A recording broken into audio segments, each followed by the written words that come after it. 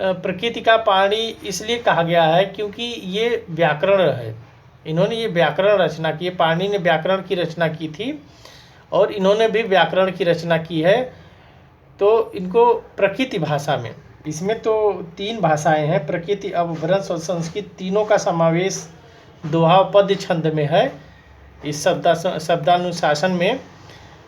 लेकिन इसको प्रकृति का पाणी इसी पुस्तक के आधार पर हेमचंद्र को कहा गया है। और ये शब्दानुशासन हेमचंद्र ने गुजरात के सोलंकी राजा सिद्धराज के आग्रह पर लिखा। सोलंकी राजा सिद्धराज जो गुजरात का था, उसने आग्रह किया कि आप एक व्याकरण लिखें प्रकृति अपभ्रंश भाषा में। तो इन्होंने इस व्याकरण की रचना की थी। अब इनको जो है हेमचंद्र को कलिकाल सर्वस्व भी कहा जाता है। कलिकाल सर्वस्व की उपाधि दी गई। इनकी दूसरी रचना है तिष्टि सलाखा पुरुष चरित्र और तीसरी रचना है देसी नाममाला कोश। चौथा है कुमारपाल चरित्र, कुमारपाल चरित्र। अब एक महत्वपूर्ण चीज ये है हेमचंद शब्दानुशासन, इन्होंने जो व्याकरण लिखा है इसके विषय में, कि हेमचंद ने अपने व्याकरण के उदाहरण के लिए, इन व्याकरणों के लिए जो व्याकरण लिखा इसके उदाहरण के लिए द्वयाश्रय काव्य लिखा। द्वयाश्रय काव्य लिखा की रचना की और उदाहरण के लिए, ताकि लोग समझ सके उदाहरणों के रूप में। और उसी द्वयाश्रय काव्य के अंतर्गत ये कुमारपाल चरित्र जो रचना है आती है, जो प्रकृति भाषा में इन्होंने लिखा है। उसी उदाहरण के स्वरूप में द्वयाश्रय काव्य जो लिखा उसी के अंतर्गत ये भी आता है कुमारपाल चरित्र, जो प्रकृति भाषा में है, जो इस भाषा के उदाहरण के रूप में उन्होंने इसको लिखा है। हेमचंद जो थे वो तीनों भाषाओं के ज्ञाता थे, संस्कृत, प्राकृत, अपभ्रंश, तीनों भाषाओं पर इनका आधिपत्य था। और इनकी बहुत प्रसिद्ध चर्चित पंक्ति है ये जो लिखा है हमने नीचे, भला हुआ जो मारिया बहड़ी मारा कंत और लजे तू वैसे जय भग्या घर एंतु। ये अपभ्रंश भाषा में है। इसका अर्थ ये है कि कोई जो है वीरांगना है, रानी है घर पे, और उसका पति जो है युद्ध करने गया है, तो वो कहती है कि भला हुआ जो मारिया, अच्छा हुआ जो मेरा पति युद्ध में मारा गया। बहनी मारा कंत, एक दूसरे सखी से कहती है बहन, अच्छा हुआ कि जो मेरा पति जो है युद्ध में मारा गया, और नहीं तो जय भाग्या घर अंत, मुझे बहुत लाज आती, लज्जेव तू, मुझे बहुत लाज आती यदि भाग के वो घर आता, अच्छा हुआ जो युद्ध में वो मार दिया गया। अब ये पंक्ति हमको ध्यान में रखनी है, बहुत चर्चित है। 6वें नंबर पे आशुक कवि है जिनकी रचना चंद्रबाला रास है। चंद्रबाला रास जो है एक लघु खंड काव्य है। इसकी नायिका चंद्रबाला है, चंपा नगरी की। और राजा जो है इसके दधि वाहन, ये जो है चंद्रबाला इसकी नायिका है। और जो है ये करुण रस का काव्य है। चंद्रबाला रास जो है करुण रस का काव्य है। इस चंद्रबाला रास में नायक एक बार कौसंबी का राजा जो है सतनीक चंपा नगरी पर आक्रमण कर देता है, और उसी समय की यह घटना है। और अब अगला है जिन धर्म सूरी जो की रचना है स्थूल भद्र रास। स्थूल भद्र रास में स्थूल भद्र तथा कोषावस्या इसके नायक नायिका हैं। स्थूल भद्र और कोषावस्या, स्थूल भद्र इसका नायक है और कोषावस्या जो है इसकी नायिका है। इसका वर्णन है। काव्य की भाषा पर अपभ्रंश का प्रभाव है और भाषा का मूल जो है अपभ्रंश भाषा, आप जानते हैं कि हिंदी के निकट है।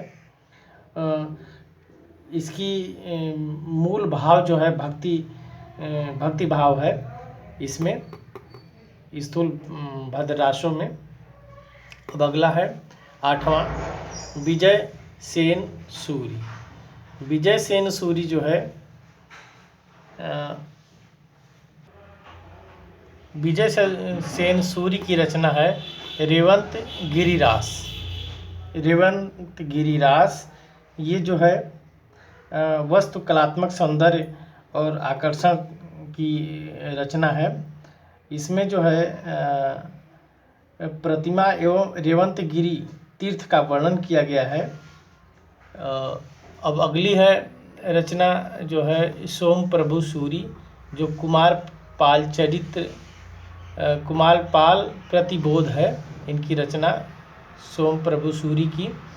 और इसमें जो है कुमार पाल को हेमचंद द्वारा उपदेश दिया गया है। कुमार पाल जो है उसको हेमचंद द्वारा उपदेश दिया गया है, उसी का वर्णन किया गया है इसमें। और मेरुतुंग ने रचना की है प्रबंध चिंतामणि की। ऐतिहासिक प्रबंध काव्य है और महत्वपूर्ण है। ये संस्कृत भाषा में लिखा गया है। मेरुतुंग ने जो लिखा है प्रबंध चिंतामणि, ये संस्कृत भाषा में रचना है। और एक चीज़ और देख लेंगे इसके कुमारपाल के विषय में, कुमारपाल प्रतिबोध के विषय में। ये जो है गद्य पदमय, ये जो है कुमारपाल प्रतिबोध गद्य पदमय संस्कृत प्राकृत काव्य है। गद्य पद्यमय संस्कृत प्राकृत काव्य है, मतलब संस्कृत और प्रकृति दोनों भाषाएं इसमें मिली हैं। ये संस्कृत भाषा में है प्रबंध चिंतामणि। अब 11वें नंबर पे देखेंगे जिनदत्त सूरी की रचना है उपदेश रसायन। महत्वपूर्ण है उपदेश रसायन, थोड़ा कंफ्यूज करते हैं जिनदत्त सूरी में और विजय धर्म सूरी में। तो विजय धर्म सूरी की रचना स्थूल भद्र रास है और जिनदत्त सूरी की रचना उपदेश रसायन है। यहाँ प्राकृतिक पिंगल यह भी इसी काल के अंतर्गत आता है, इसलिए इसको भी पढ़ना आवश्यक है। अब हमने सिद्धनाथ जैनों में तमाम कवियों को पढ़ा।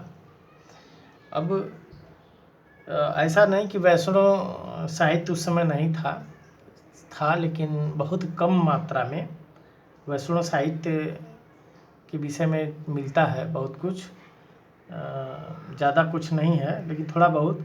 जैसे देखिए प्राकृतिक पिंगल में जो लक्ष्मीधर ने 14वीं शताब्दी में संकलन किया है, 14वीं शताब्दी में संकलन करता है जो लक्ष्मीधर। इनके कुछ छंदों में विष्णु के विभिन्न अवतारों की कुछ पंक्तियाँ मिलती हैं। उसी प्रकार हेमचंद के व्याकरण में भी विष्णु के विषय में मिलता है। विष्णु के जैसे राधा कृष्ण दशमुख आदि की चर्चा उसमें होती है। तो इस प्रकार वैष्णव साहित्य भी थे, लेकिन बहुत ही कम मात्रा में, ना की मात्रा में। अब यहाँ प्राकृतिक पिंगल जो है प्रकृति और अपभ्रंश भाषा की छंद रचना है। जब चर्चा हुई है तो इसको विस्तृत से थोड़ा पढ़ लिया जाए।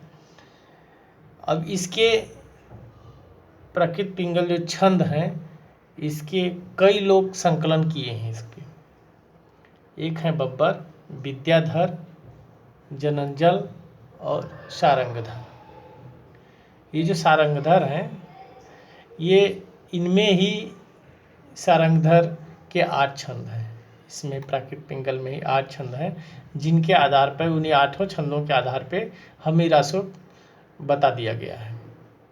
अब सर्वाधिक विद्याधर के हैं इसमें।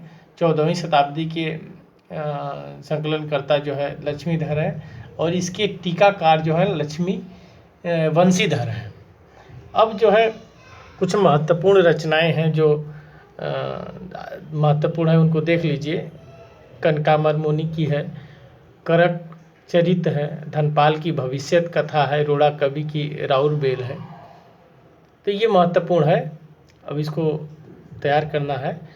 और एक महत्वपूर्ण चीज़ यह है कि स्वयंभू को की भाषा गमेल बोला गया है, जो जन सामान्य की भाषा है। अब अगले क्लास में हम पढ़ेंगे रासो साहित्य। धन्यवाद।